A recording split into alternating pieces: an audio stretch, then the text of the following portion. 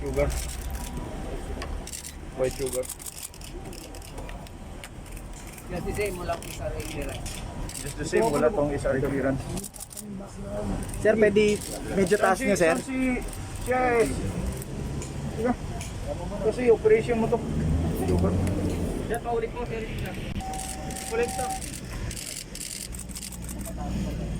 Sugar. Ulit to. Kasaral mo. Kasaral din. Kuya, bubuka tayo. Okay, thank you. Thank you. Saan may sila? Doon na po. Malino po. Sa inyo naman galing. Magil po talaga to. Walang wala. Yes, based on verification na ginawa natin sa documents nung importation, walang SRA clearance. So this is plain and simple smuggling. And then this is in compliance with the directive ni Presidente. And this is what we are doing. Opo. 76 containers.